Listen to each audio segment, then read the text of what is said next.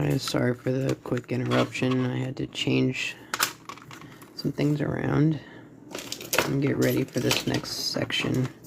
But this next section is the home stretch.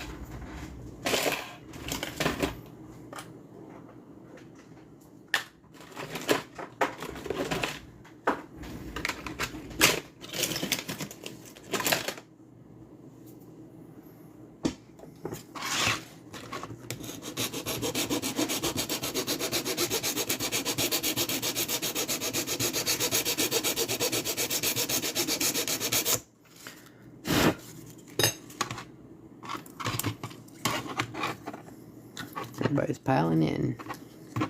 Alright guys, we're gonna finish this up and then everybody will have this video. I'll upload them both to YouTube as soon as we get done. But remember guys, this is for the 3.5. This is the big one. This diagram will not work on the 2.8. Okay? It's different. If you want to see the 2.8, go jump over to Valley Tech's video. He did a he posted the video for me. Because I have no YouTube followers, so that way more people could see it. But this is just for the 3.5. Remember. All right. So where we left off was we finished up the SPI wiring, and now we're going to move on to wiring up the CYD itself. Okay. This is the part that you really got to pay attention to, though. Because this is where you can cross some wires pretty easily.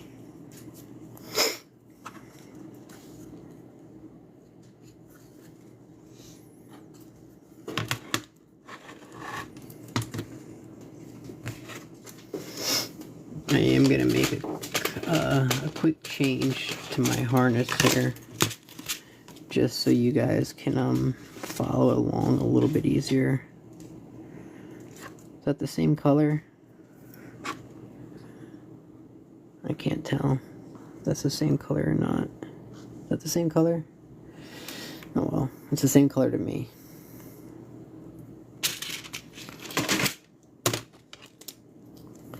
This is gonna help you guys though.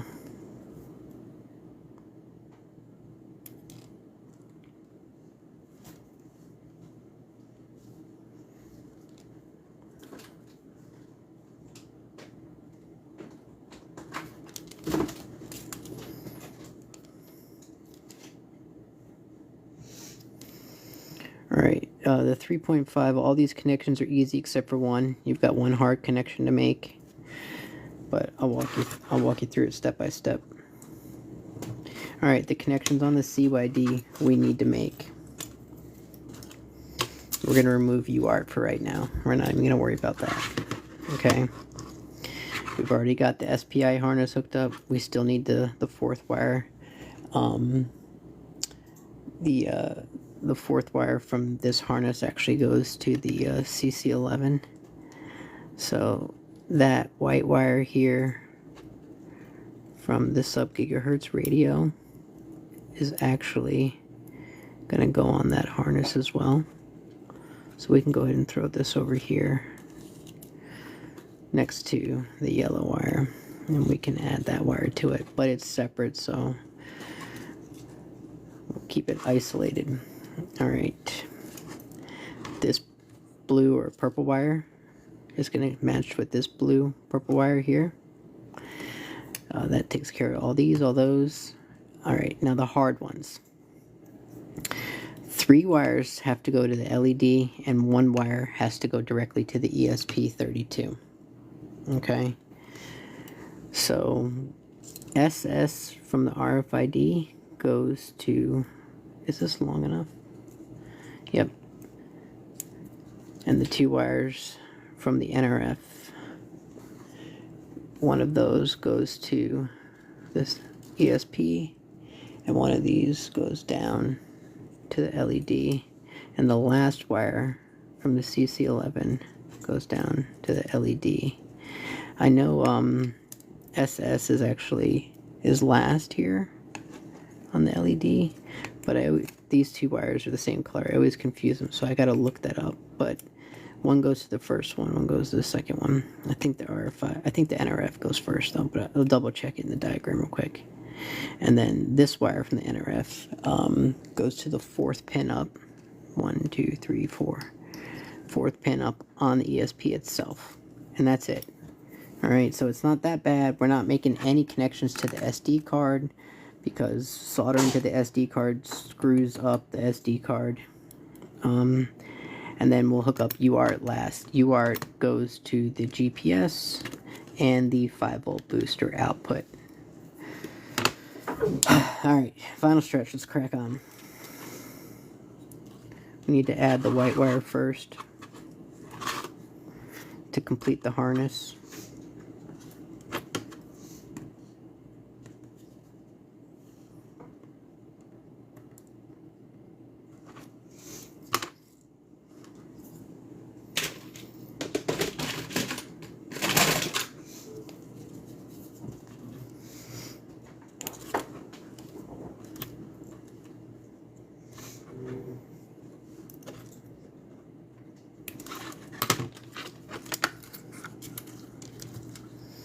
Alright, if you guys are just getting in here,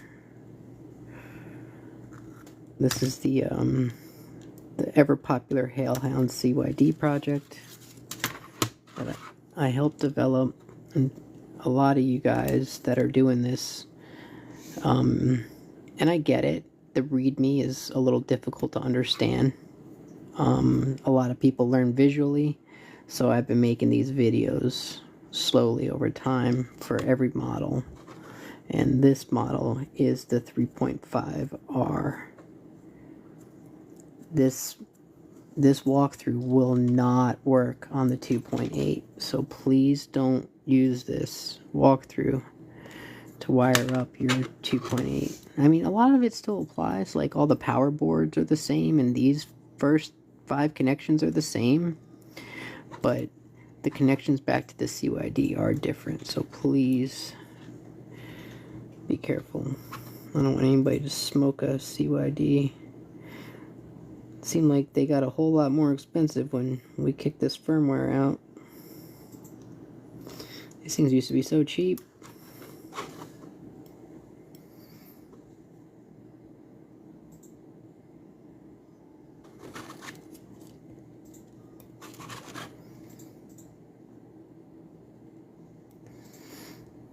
You can jam both wires in the hole. Use your 2 fingers to keep them spread apart though.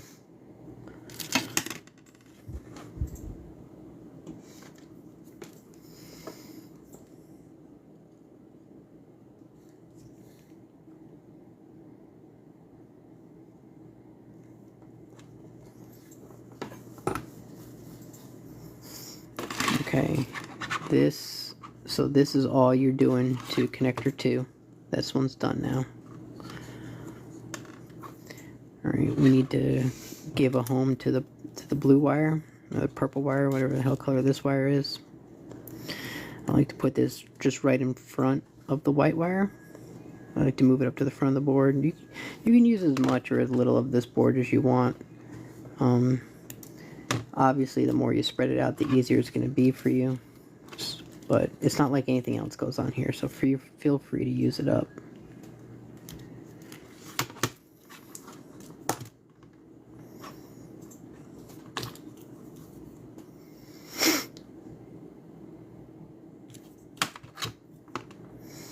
And remember, just take your time. This looks so good if you take your time.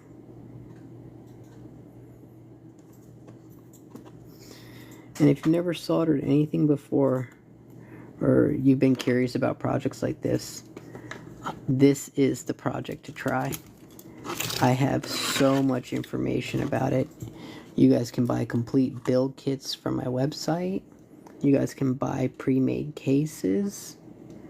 The firmware is available on GitHub to anybody. You just download and flash it.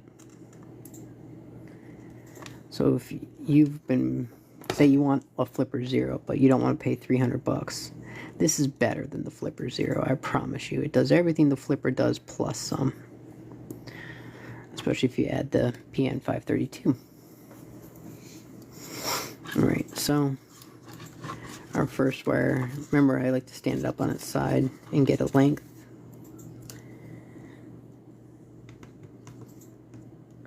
And you want to give slack, but you don't want to go crazy, and you don't want to just be wasteful about it, because these wires are all signal wires.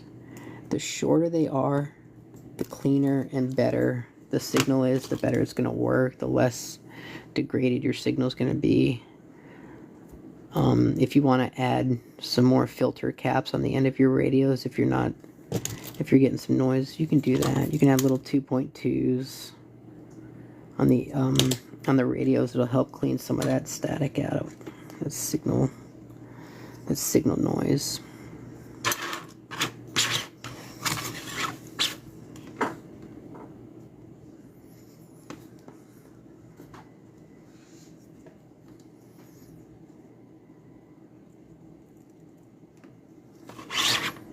That wire tried to jump off. You always got to hold both sides of it.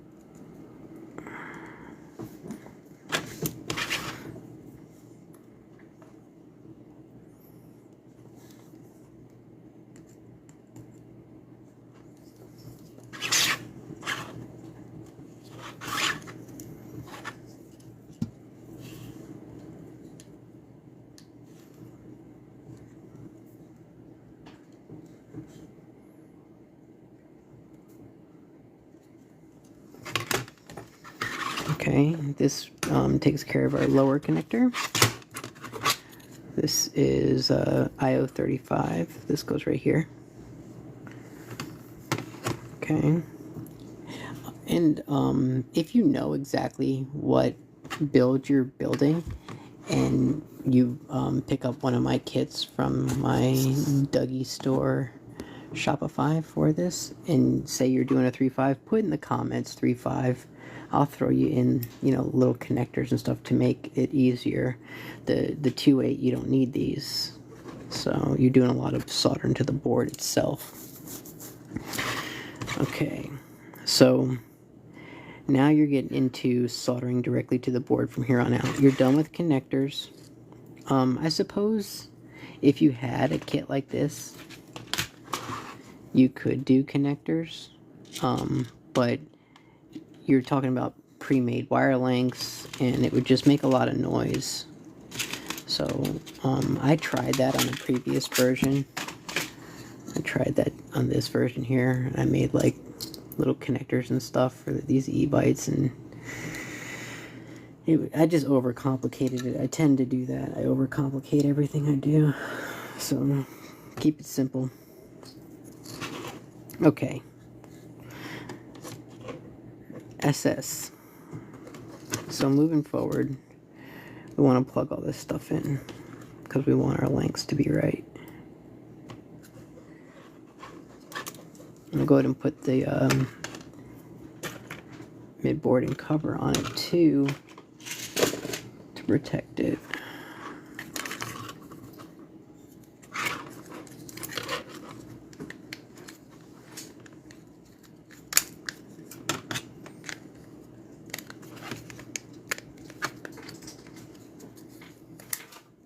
Okay. All right.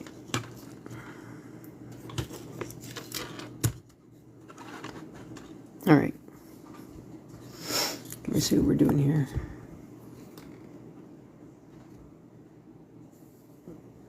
It's the Hailhound CYD, for those that are asking. It's the new CYD project that's been making its round on YouTube. Okay, so this wire SS goes to the right, the leftmost pin on the LED. This is the C111. This one goes, I think this one goes to the middle. Like, I looked it up real quick. It either goes to the middle or the right. Let me look it up real quick. The white wire on the NRF goes to the fourth pin up on the ESP. So we can go ahead and cut these. And then this one is, again, either, I think it's the rightmost. So leave yourself some slack. Let's give it a snip. And then I like to bundle the 3 LED wires together with my little heat shrink tubing. So I'll do that before I make up the connections. Just make all these the same length. Then we'll put some tubing on them.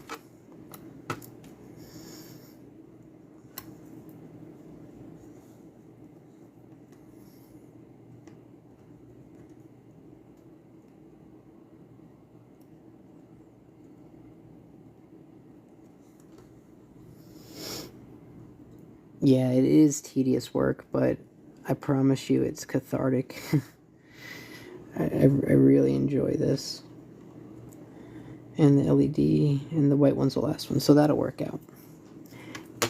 And it's super rewarding. I mean, when you put something together like this and you turn it on for the first time and it works, I mean, it feels pretty cool. It feels pretty good. You know, you hand solder it, you hand do the power boards, it charges, you know.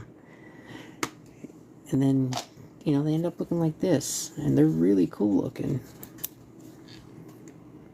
You know. They're really cool. They do a lot. They do a lot. They'll expose trackers. They'll find hidden cameras inside an Airbnb if you got some creep. You can even use it to clean up your network at home.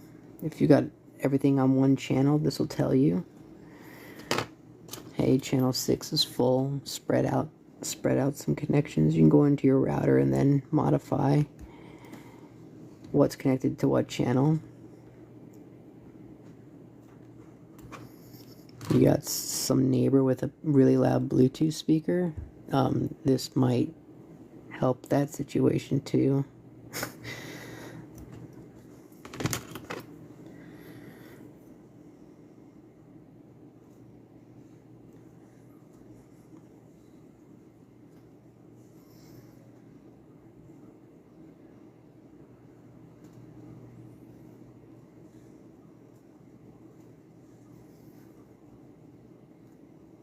And remember, never use wire strippers on these really thin wires. Just roll it across your finger with a utility blade. And the sheathing will come right off. Very, very easily.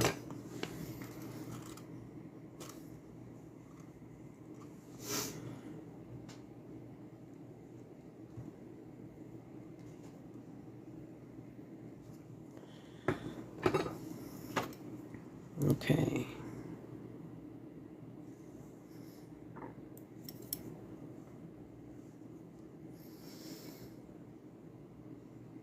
Yeah, yes they are. They're like, they used to be $10. They're a little bit more now. We heard from the manufacturers, because we can get them from the manufacturers too. We heard we are single-handedly responsible for the spike in the CYD price of the global market, which is kind of crazy. Because nobody used to use these, but we wanted to make a device available for everybody that doesn't cost, you know, $400. You know, we wanted to, especially if you DIY it, man, you can put these together pretty inexpensively, especially if you're willing to wait on parts. It's the Hellhound, bro. If you're not familiar with it, it's a CYD pen testing thing. It's better than the Flipper. It does a lot. It does a lot. So it will, I'm trying to think of a way to better explain this, that people ask that, because I say it 150 times. It's a wireless pen testing tool for 2.4 and sub gigahertz. It'll do some network work. It'll also do some protection stuff. It'll notify you of any trackers around you. It can go through an Airbnb internet connection and look for hidden cameras, and it'll let you know if there's any hidden cameras in your Airbnb. It'll find Apple iTags, Google tags, and Samsung smart tags, and it kind of works like a fox hunting thing. It plays like hot or cold with you as you get closer to it, and so you can find it. It has some offensive tools and capabilities in it as well, but I don't really like to talk about those on here. But it does. It has some pretty amazing offensive tools too. But it's a very versatile tool. I encourage you to look it up on GitHub. It's called Hailhound. It's free. Recently, we started seeing them pop up on AliExpress. Do not buy them. The software is free. The hardware is cheap. Buying it from AliExpress is just making somebody that shouldn't be making money off of it money. Jesse's the guy that created the firmware for it. I did the hardware for it, and the power circuits, and the walkthroughs, and the diagrams. So we also have a Discord you can join. Okay, sorry, I'm rambling. This is the NRF white wire that goes to the 4th pin up on the ESP. Now, the wires, when you solder them to the chip or you solder them to the LED, before you move on, run to the bathroom real quick, right? And grab your girlfriend's toothbrush. But don't let her catch it. Dip it in a bottle of isopropyl alcohol. And you want to get all the flux off of this. And I solder these in a very specific way for a very specific reason. And I'll get to that in a second.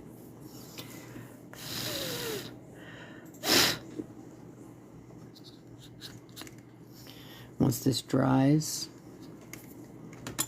I push the sheathing forward. You want to make sure there's no exposed wire whatsoever, and I lean it back against the ESP itself, and I push the rest of the wire forward.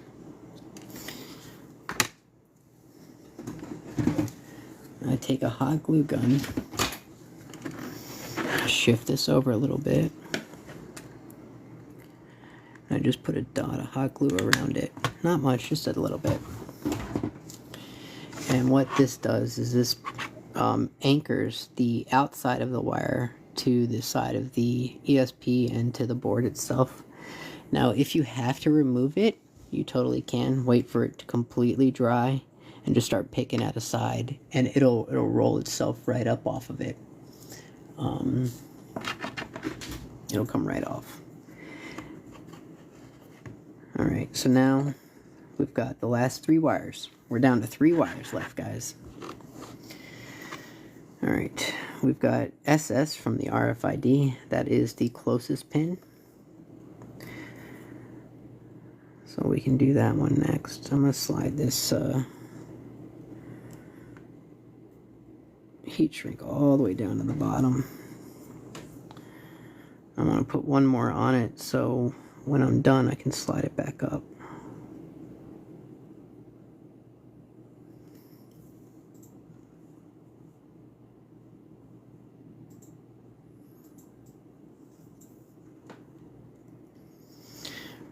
Bro, once it's closed up, there's no reason to open it.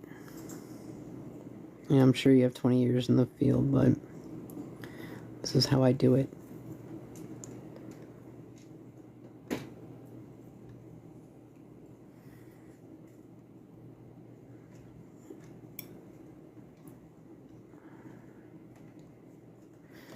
Okay.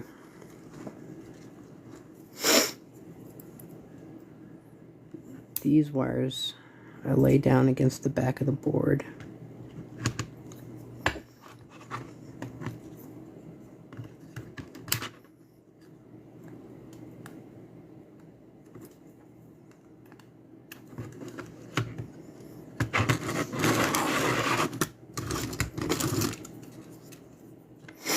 Okay, so you want to make these wires as short as possible for this. What you don't want to see is any exposed wire past these joints.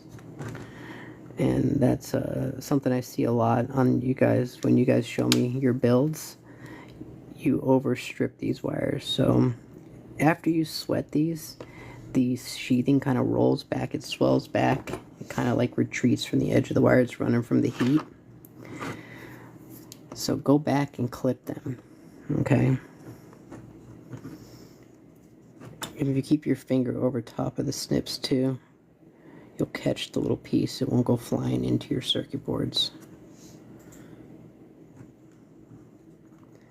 Just clip them short, like that. I mean, a 1/16 of an inch, maybe a 32nd. I keep them short, man. Alright, this white wire goes to this last pin. The, I think this is orange. I can't really tell. The orange wire from the NRF goes to the last pin, and the orange wire from the CC11 goes to the middle pin. Okay, so this is the CC11 pin on top, middle, right. Okay, yes, we've got them right. All right, I usually start with the middle, because once getting the sides on is a much easier. This is gonna be really hard for me to show you, but I'm sure we can get it.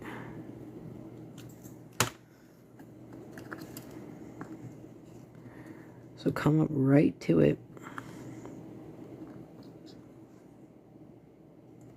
You're gonna want to hold it in place here.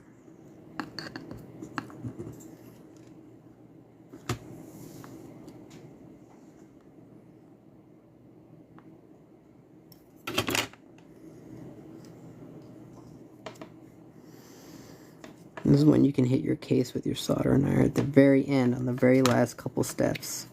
So be careful.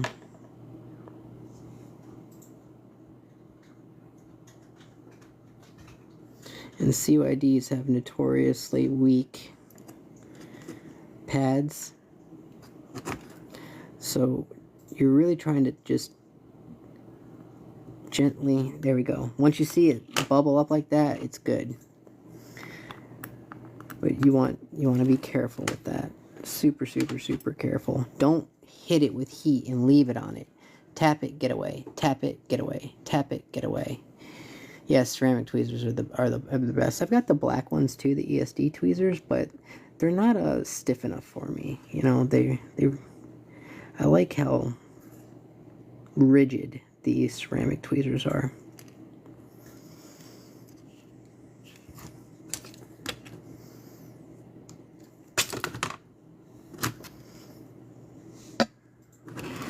We're gonna need to be the other way.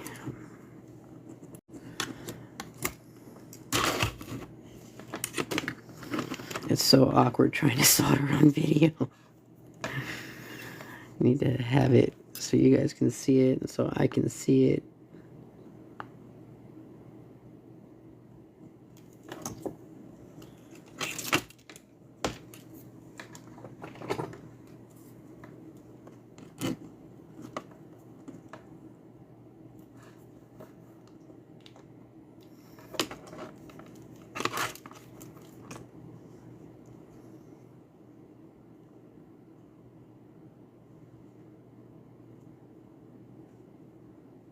Alright, as soon as you see that ball line up, it's done, okay? But notice how I tap it and I'm off of it. I tap it and I'm off of it. Sometimes it takes 2 or 3 taps, but you do not want to hold this soldering gun to that freaking pad. The pad will come off on the tip of your soldering gun. These are called cheap yellow displays for a reason. They're cheaply manufactured. And once we get done, we'll do the same trick with the hot glue to help hold it in place.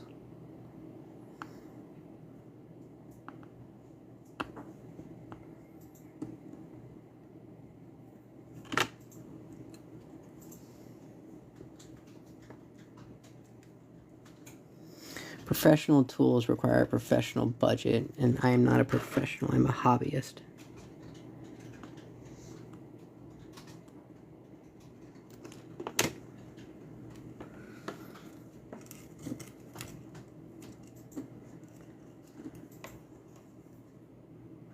We set out to do this project for people who cannot afford the newest and fanciest stuff. That you could order a $10 board and a $2 radio and have something that competes with a $300 Flipper Zero. And it turned out to be better than the Flipper Zero. So the fact, I have micro soldering irons, I have third hands. I show these videos using cheap generic things so that people know they can do it with what they have. I'm not here trying to show how it can be done. I'm trying to show that anybody can do it. Anybody can do this. If you just follow the directions, you can, anybody, I don't care if you've got no soldering experience at all. You can do this. You can do this, and you can do it cheaply. And especially if you use your girlfriend's toothbrush. And she doesn't know.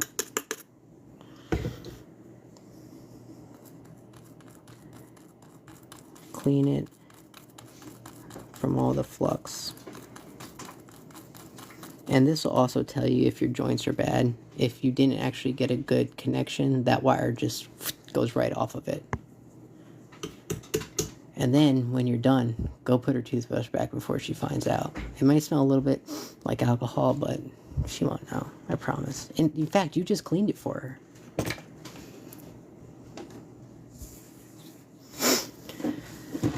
Alright.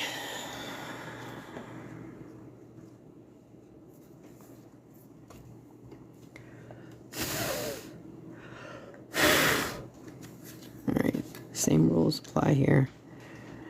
I don't like to cover up any joint with hot glue.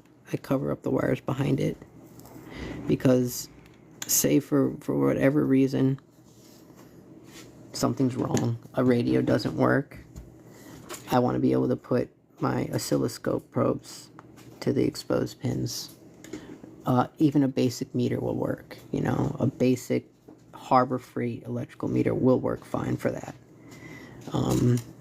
Just change it to continuity. Make sure when you touch the probes they beep, and you can check each pin to its source, and that'll tell you if you've done something wrong, or you missed a connection, or it looks like it's soldered but it's really not soldered. That'll show you that. All right, so you also want to secure the ends of the harness wires on the proto board, just so if you open this board up too far, it doesn't pull on the wires themselves, the connections of the wires. It pulls on the sheathing of the wires. It's called a strain release connection.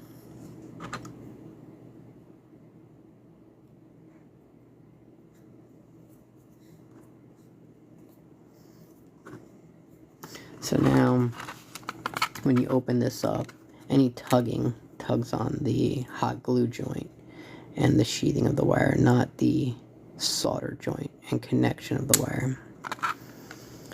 That looks really good right there. It closes perfectly. There's plenty of room. Nice. Alright, so the only thing left to do now is our UART connection,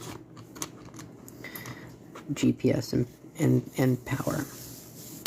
Okay, so you should have one more 4-pin wire to use.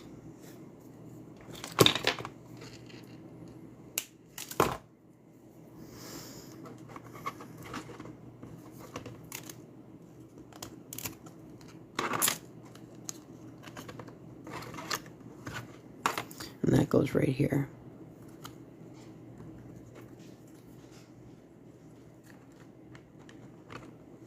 This is the UART connection.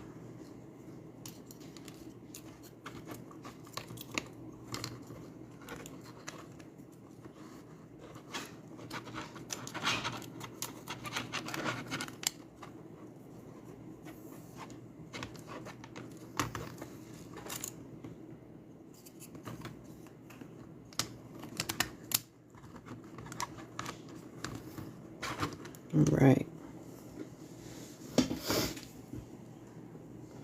I will pull out another GPS. I've got one around here somewhere. Yep, here's one.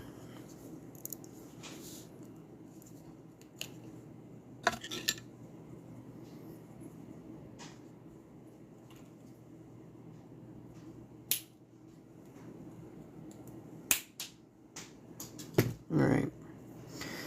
So this is the exact same GPS that's in here.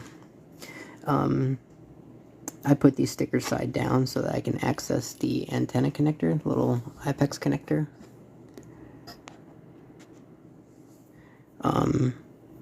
But also, kind of consequently, all the pin IDs are also on the bottom. So again, if you have got a spare one, you can just flip it over, because these usually come in like 2 packs. You can just flip it over to reference your pins. Don't turn it around, because that'll happen backwards. Stick it the way it is on your board and just roll it over like this, and that the pins will match, lining them up. Okay, so we're looking at 5 volts, ground, TX, and RX.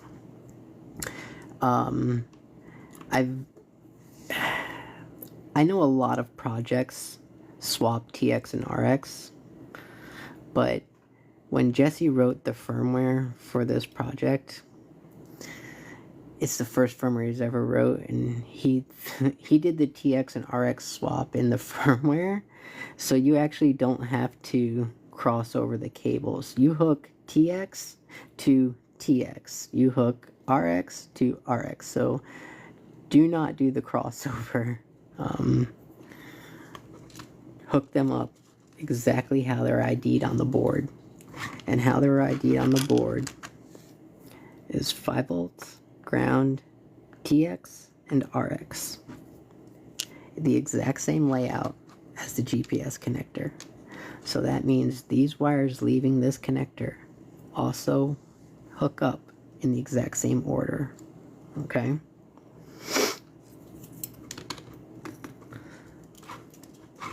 So, in case I need a magnet. Alright, so you want to get your wire lengths.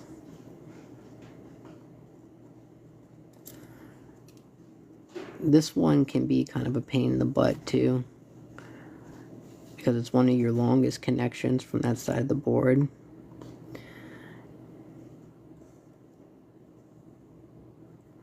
And the wires can tend to get in the way.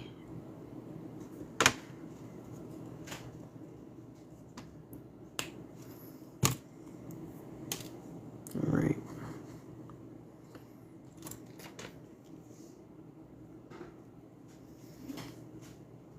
Roll these wires in our finger. Don't use strippers. Roll it and pull.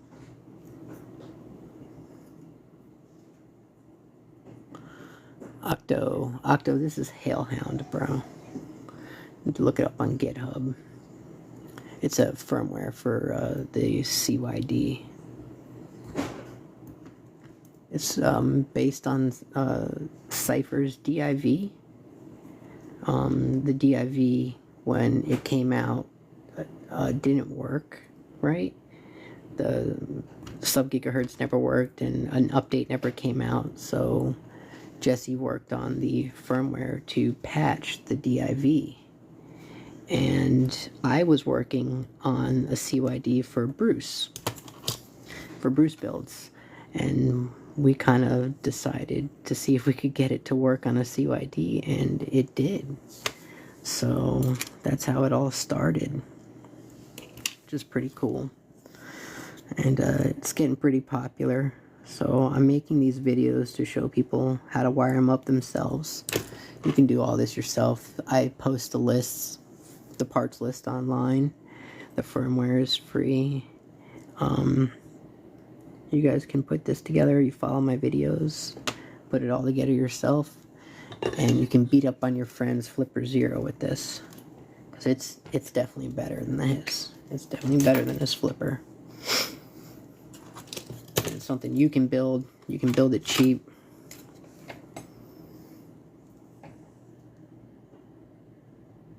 And I've got a website linked to my TikTok that sells pre-built kits. I'm completely out of stock because you guys are always buying up my stuff. But if it says in stock, I ship it the next day. I don't do back orders or anything like that. If I have it, it's listed. If I don't have it, it says out of stock. I can't tell you how many projects I bought in this space, this pen testing space, this gadget space, where I give somebody a ton of money and I don't even have a shipping number. 10 days later, it drives me nuts. So that's why I never wanted to do that. If I'm selling something, I've got it ready to go.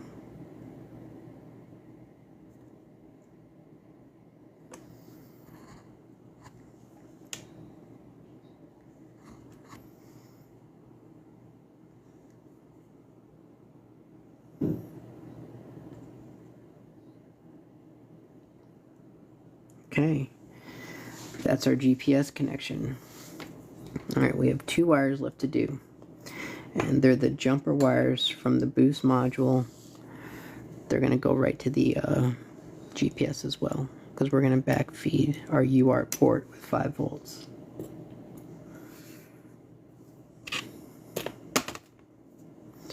And how we're going to do this.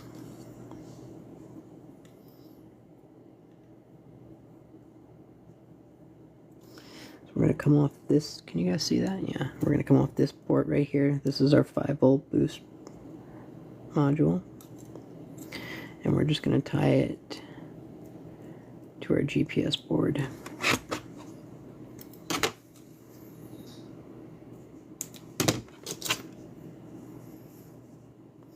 Then all we got to do is put antennas on it and flash it, man, and you're good to go.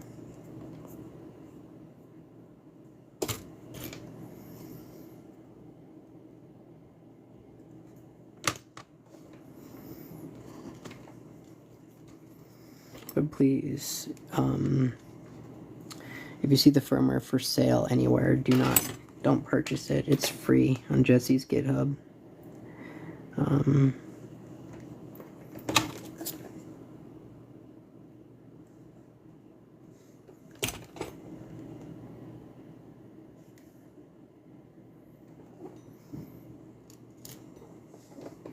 We also have a pretty sweet Discord you can apply to get into. That's full of some really talented people. We really have some amazing people in there that are doing just crazy stuff in this space right now. Just crazy.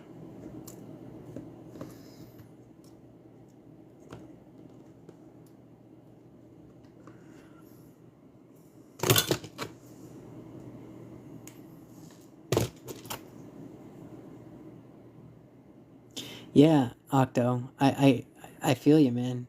It's a pet peeve of mine, and I hate it. I hate it. I hate when people sell me something and they don't even have it yet.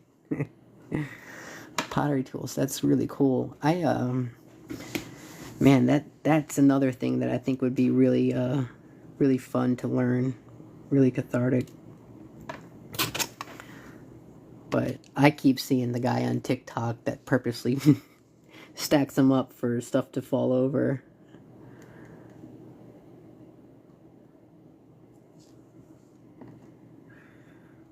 Oh, it's so sad when that whole thing does it.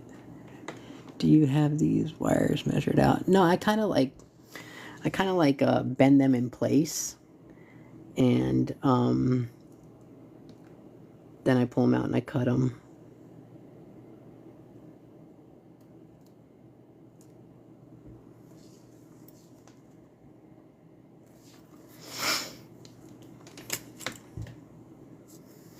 So I kind of route them before I make any cuts on it.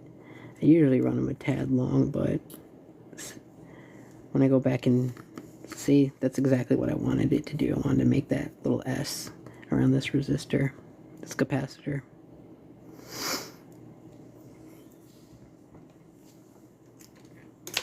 Wire management is really important, especially like this build is I would call this build probably the easiest one, the 3.5. Yeah, it's the most forgiving, I think. The 2.8, because it's a 3-piece case, you know, you've got a little bit more to manage there. But the hardest build is the 2.8 mini. This thing is skinny. You really got to put some time into the layout. You don't want a single wire too long, because every square centimeter in that case matters. You have no room to screw anything up.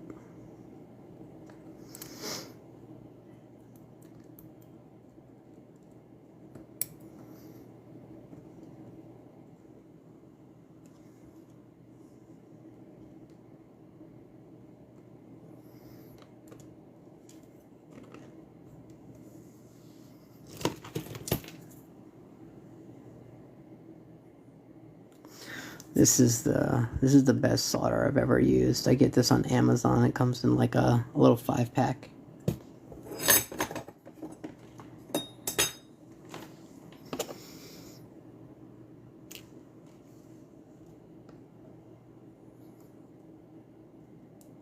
I just called it solder. I meant to say flux.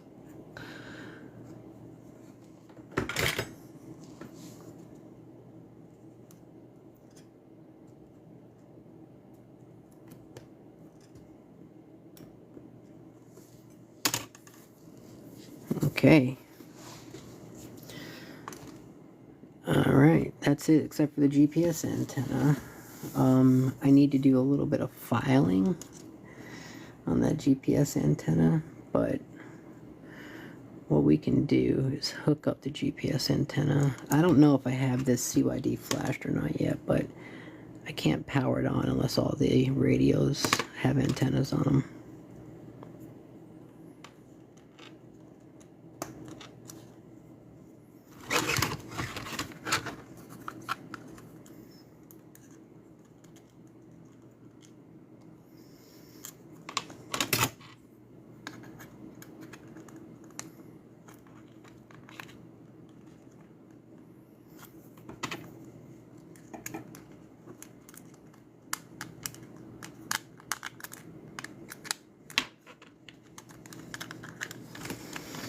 And remember, this GPS has a terrible design here with the antenna. You cannot allow this antenna wire to touch that battery when the unit is on. It will literally smoke the GPS completely. It'll kill it.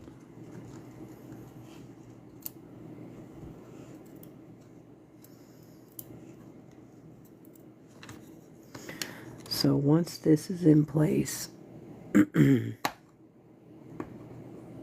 have to glue that antenna right in place, just like that. It can never touch, if it rotates and touches the battery, it's dead. But I'm not going to glue it in place yet, because I've got to reroute both those antennas still. But I do want to see if I've already had this flashed. I do not know if I do or not.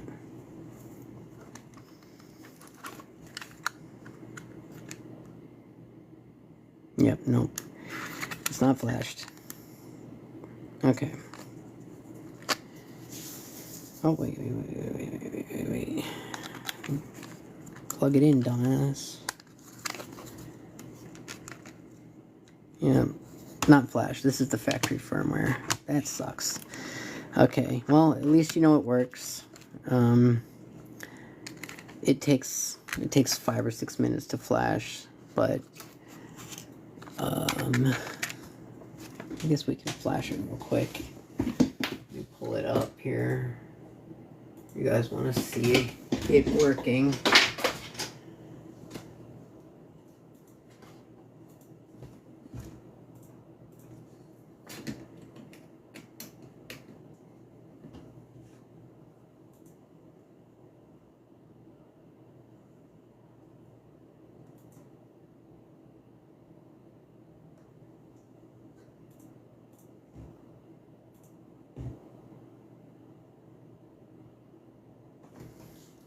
Okay, so when you guys download the bin file, it's very important that you pick the correct bin for the file, for the flash that you're doing. So the 3.5, this is the E32R, this is the 3.5. So this is the right bin for the 3.5 CYD. If you have the exposed SPI 2.8, this would be the right bin.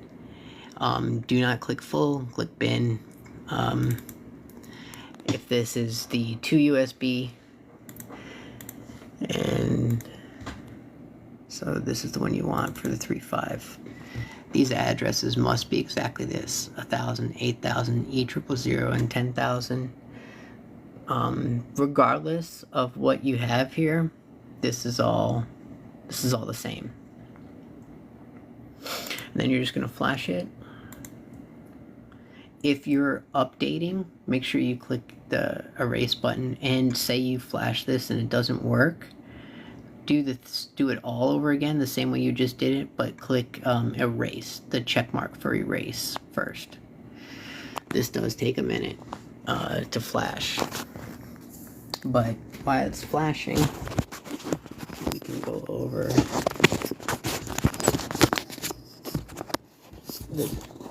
some of its awesome features.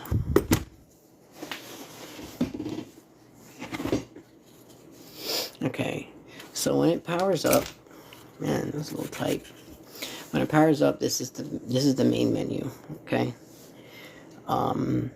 If this is the first time you're using it, you can just adjust all the colors. Sometimes, depending on the model, when you first power this up, it's white and the words are black. You're going to want to go to invert display and click the invert. You can see sometimes if you flash it and it looks like this, go to the settings, click invert. Some models turn white. There's a bunch of different models. If you're colorblind, Jesse put this in here just for me. There is a colorblind mode to make the colors stand out more, because it was very difficult for me to see the default menus. And see, I can't even tell which one of those is highlighted. But he's got a colorblind, a high contrast menu. And then he's also got the RGB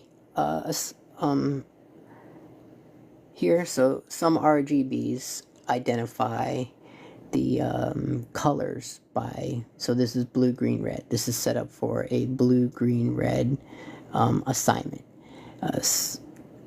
This is a regular RGB. So depending on, again, which model you have, if the colors look goofy, it's because it's got the wrong RGB assignment. So you can go into here and just swap them out to get the more traditional look that he was looking for when he was making it.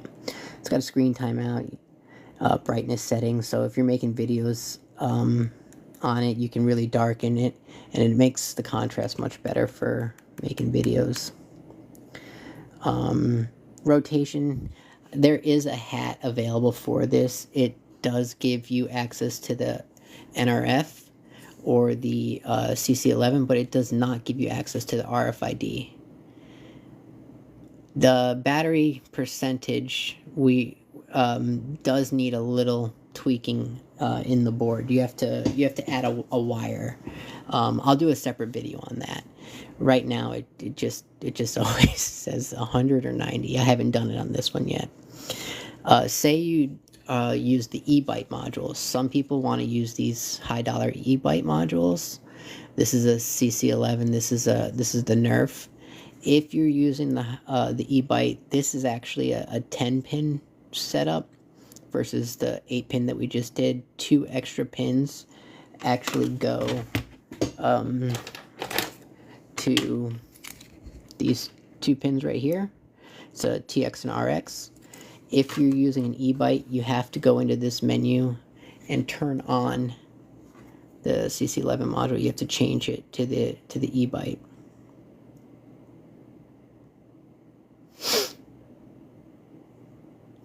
Okay, tools. So when you first power it on, you can go to the radio test, and it'll run like a little, I wrote the code for this. It'll run like a little self-check on it. And it just checks the radios out. It'll even check the GPS output. I don't want to go through the GPS. It'll show your coordinates.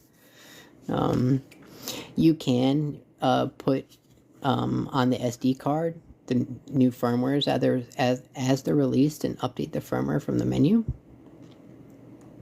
It does it much faster too that way. Signet, this is like where all the greatest tools are under this menu. It has an e-pole capture, which is fun, you know. That'll grab handshakes through DOF attacks. It does have a karma, you know. I don't want to talk about that. War driving. That's what everybody's doing right now. You ride around. It scans all the networks, and it puts them in a wiggle format, and you can upload it and get points. It's like a game people are playing right now. Any information you save from e-polls or karmas, it'll save it here. Save it as a PCAP file for like a Wiresharking. IoT Recon, this is my favorite one. This is really cool because what this will do is when you go to like a Airbnb, they'll have the Wi-Fi password on the desk. So what you can go in and you can select the network of your Airbnb and type in the password, and what this will do is this will crawl through your entire network looking for cameras. If it finds any cameras, it'll report them to you with the IP address, the port ID. It'll also try and brute force the camera, and then you can open up like VLC and stream what the camera's seeing through your phone, through your tablet. So if there's a camera in an air vent or a camera in a clock, this is going to expose that. So this is my favorite app on the device. It's got a flock you, which is the new cameras the government's using everywhere to spy on us. It'll alert you to a flock camera as you get close to it. Jam detect is pretty cool. So this will monitor your it'll calibrate a baseline. It'll monitor all the signals in your area, the 2.4, the sub-gigahertz, and it'll look for like DOS. Some people like to hook this up to like an LED, and if somebody ever tries to DOS you, it'll turn red or something like that. It's kind of like a Wi-Fi pineapple indicator. But yeah, it just monitors to make sure nobody's trying to attack any of these networks. It does trigger as suspicious during high activities, but it clearly denotes when you're being DOF'd. It's pretty cool. And then these are individual, just more focused on the specific bands.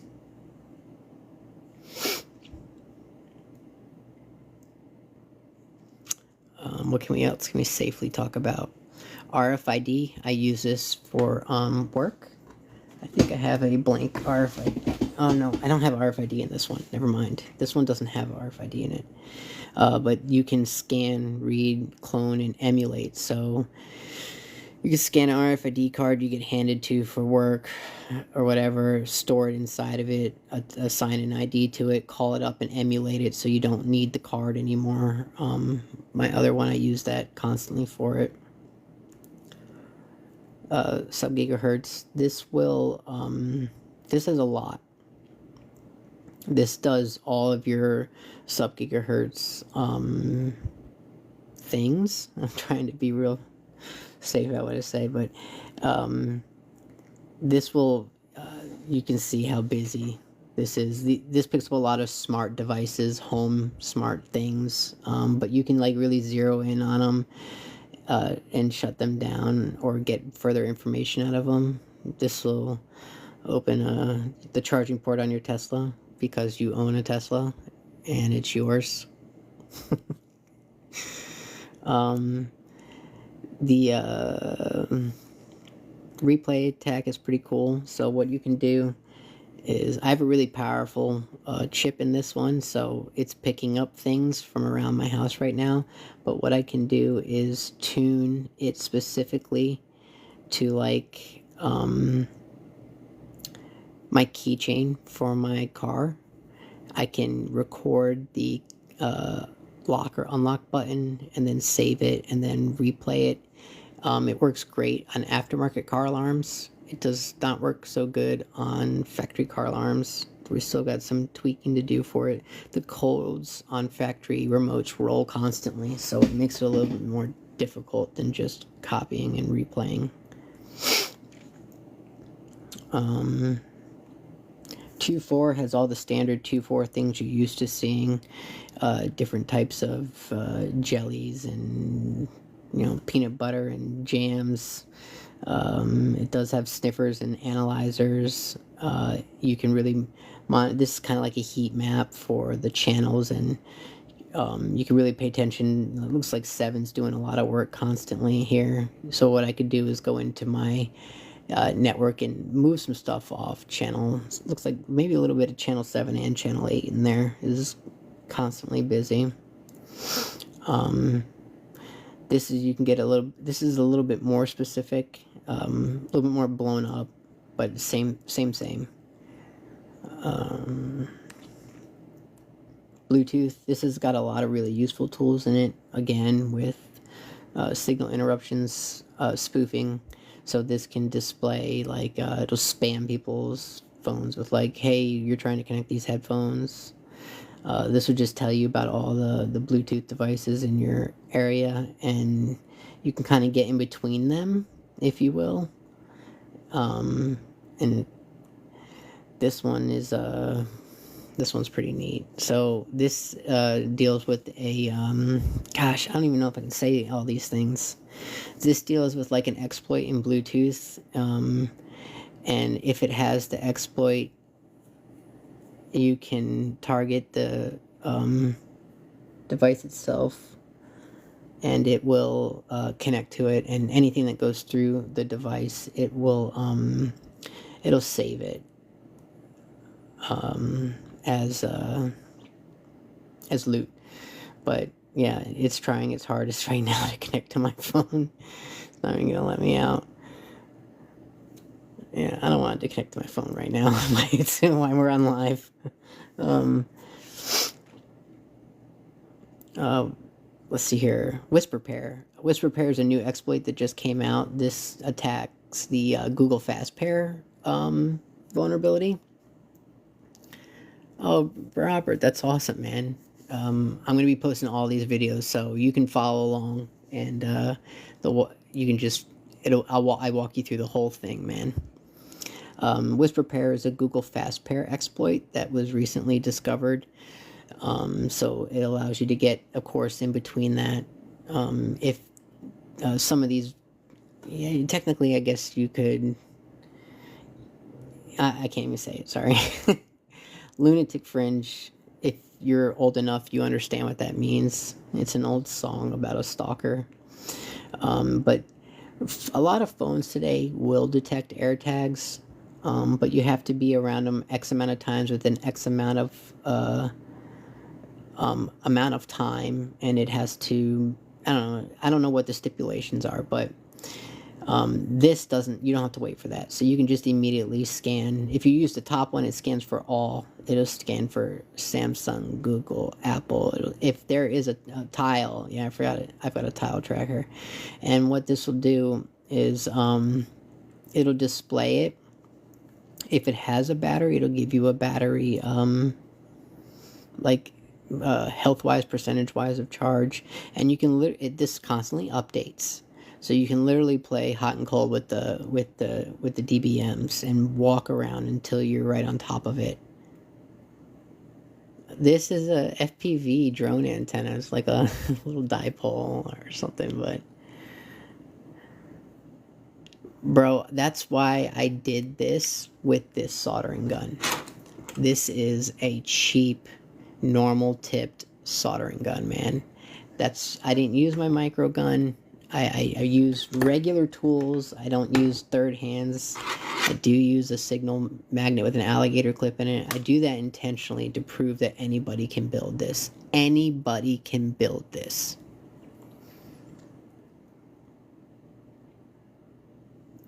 Oh, just found another. That's a Google smart tag. Yeah, so it'll expose trackers, which can be very useful. Yeah, that's about all I can safely talk about. Wi-Fi. Wi-Fi is a lot of there's nothing really defensive in here. It's all pretty offensive stuff. This has a lot of offensive tools. We're gonna bring in some more defensive tools. We've got a new update coming out, hopefully here soon. Want to add a card scanner exposer for gas pumps that'll pick up card skimmers. Really pushing to get that added in there. But yes, a very cool device that anybody can put together and just build on the cheap, man. And if you just follow my directions, it's very, very simple. Alright, so let me get my cord. Talk too long. And let's see if this flashed correctly, because if it didn't, this is going to be embarrassing.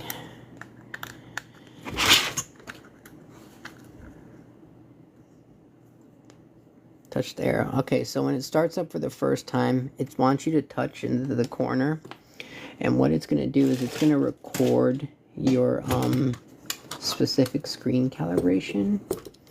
So touch exactly where it's asking you to touch, because it does calibrate the screen based on your input here.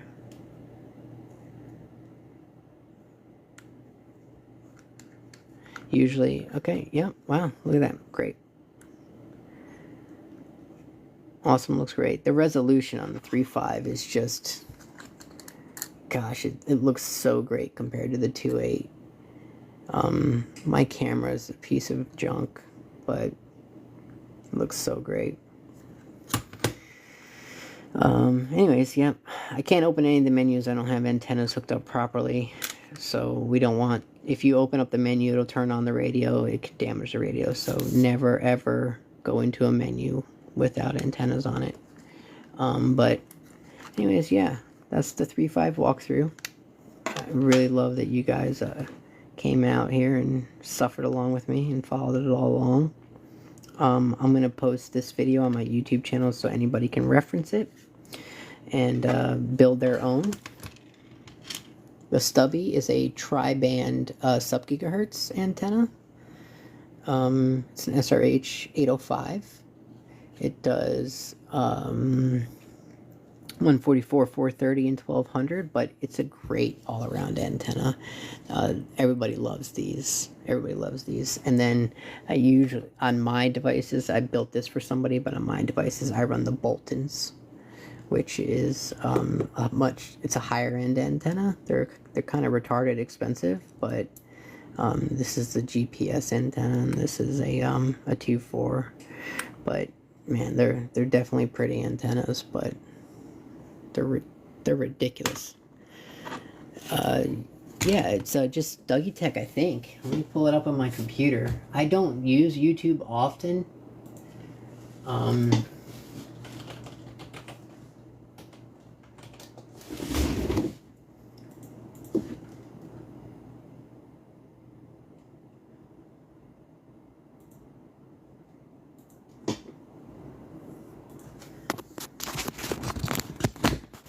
Yeah, it's just Dougie Tech. So I'll upload it. I've got a bunch of shorts here, but I'll upload it. I've already got the how to rewire the radios on this. And it's in the long form content, and then I'll upload this one and the one I did earlier today, which is the wiring of the radios and the addition of the IPEX connectors. I'll get those both uploaded right. Well, it'll take a little while, but I'll get it done right now. But anyways, guys, I really appreciate y'all coming and hanging out with me while we wired all this stuff up. Had some fun. I promise you guys can do this. If you guys have any trouble, look me up on Discord. It's Macari6756, I think. And just it's in all my bio stuff. It's written everywhere. Shoot me a DM. I can get on a video call with you and walk you through it. But with these videos, I can send you some diagrams too. With these videos and diagrams, I promise you guys can handle this. It's just take your time, man. Anyways, I appreciate everybody coming out. Thanks, man.